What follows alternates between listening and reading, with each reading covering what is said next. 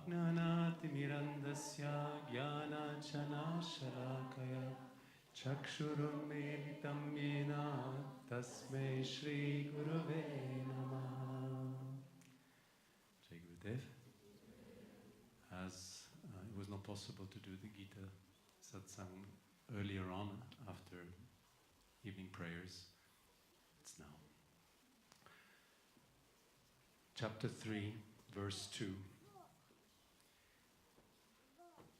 Vyami Shrene Bhavakyena Buddhim Mohaya Sivame Tadikam Vada Nishchitya Yena Shreyohamapnuyam. You seem to bewilder my intelligence with a confused and mingled speech of contradictions. Tell me then, decisively, the one way by which I may attain the highest good.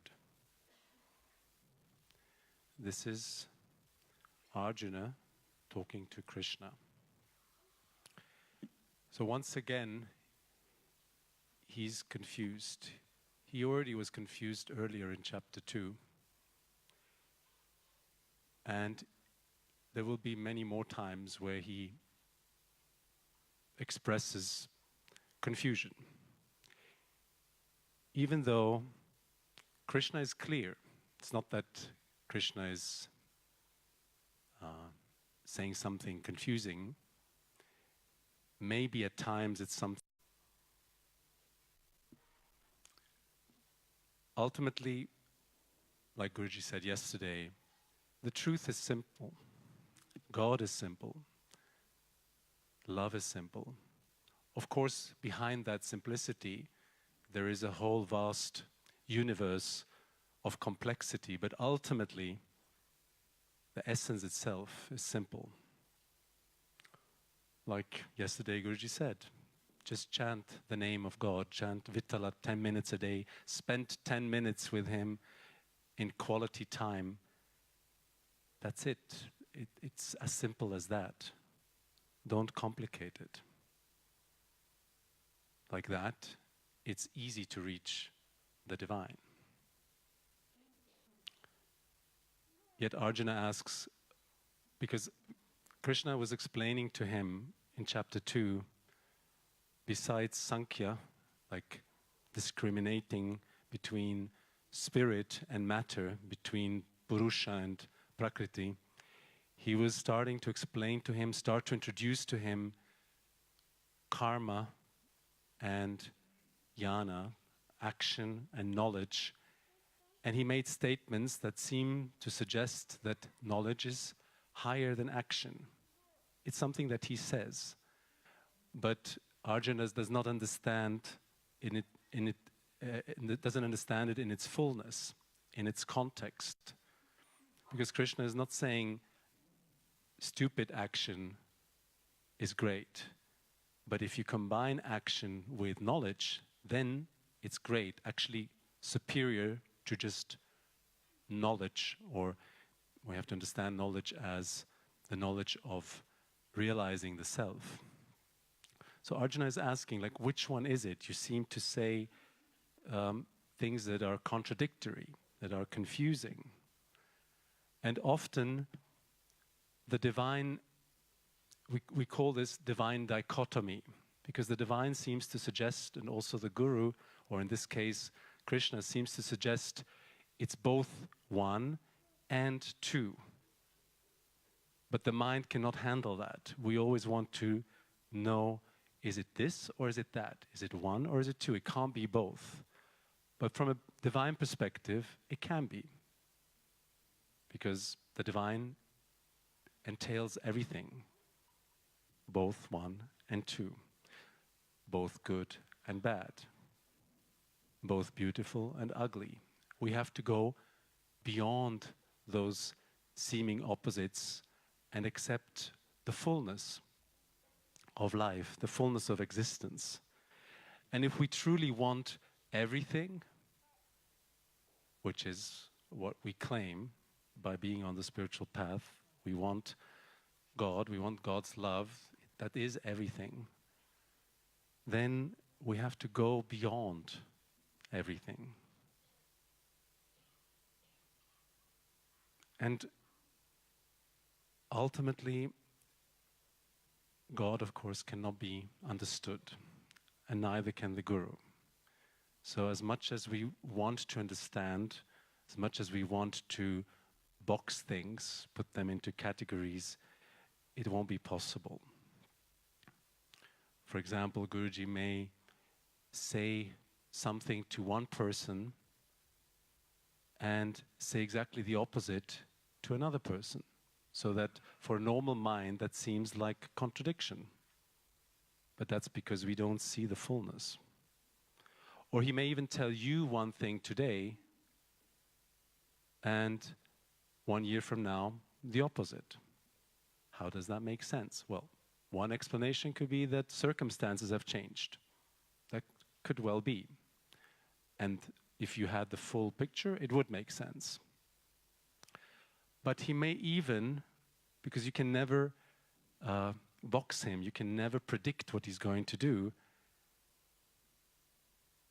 That's important in his way of teaching us to get beyond the limitation of the mind.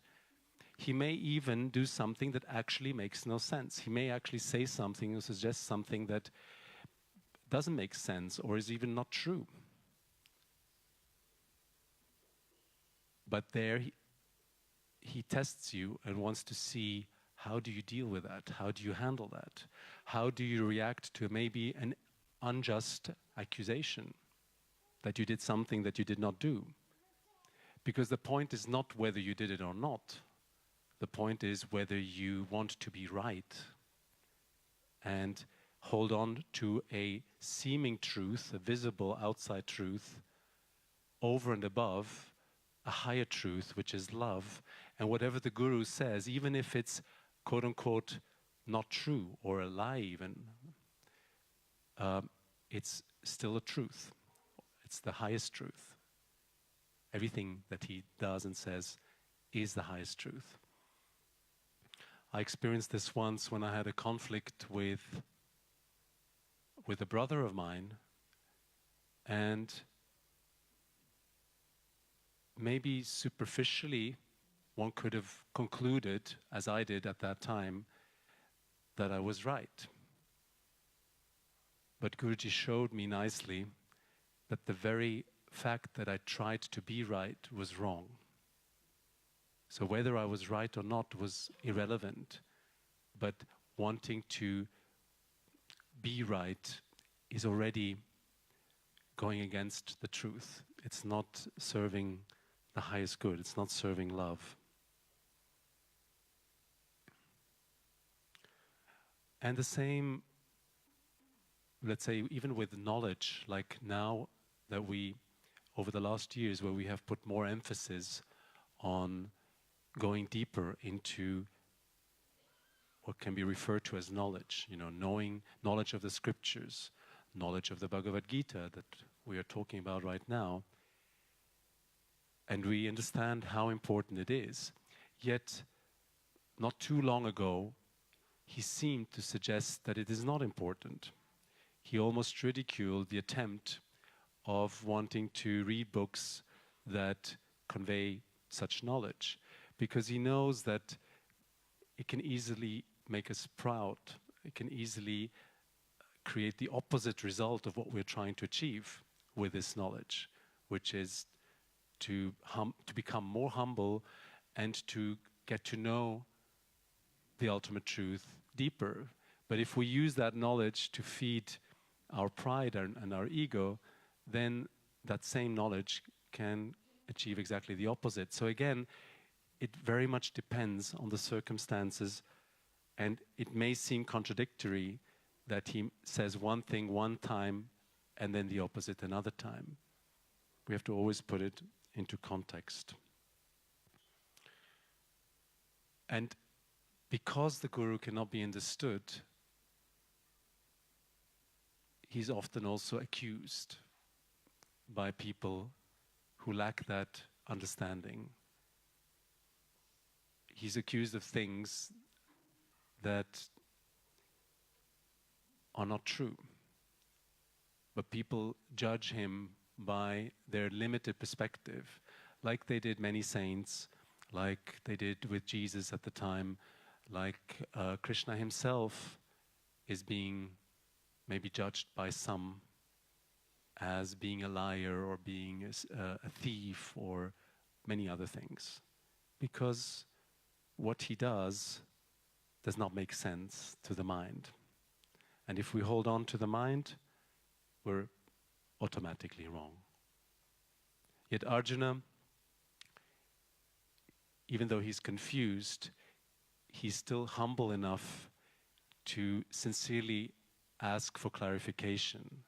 So he's not really, ultimately not trying to hold on to his mind. He acknowledges that he is confused. That's important. We need to accept that firstly, and accept that we need help. But then he's willing. This is the important thing. He's willing to change. And Krishna, step by step, over the coming chapters, will clarify his confusion and get him closer and closer to the truth. But that's only possible because Arjuna is open.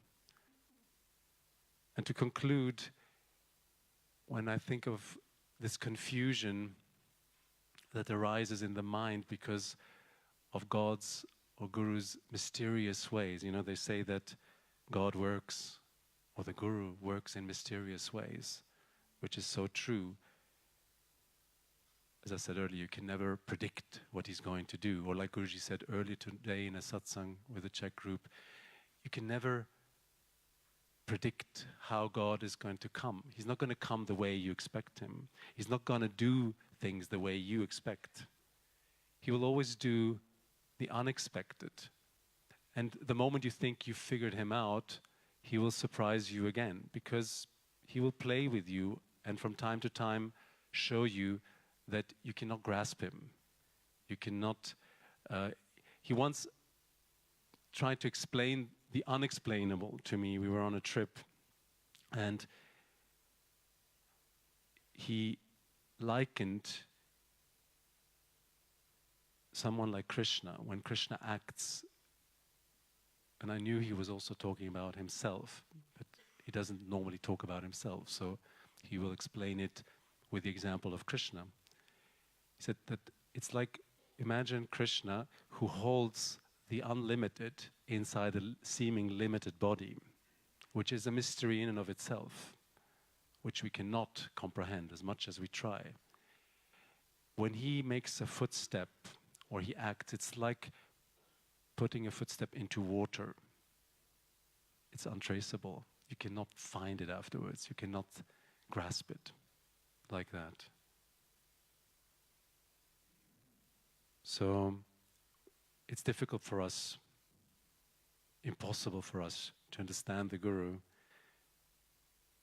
And because of our attachments, our mind is clouded, so it is even harder, and we find ourselves in the kind of confusion that Arjuna is presented with. As much as you prepare yourself, as much as you can understand these principles,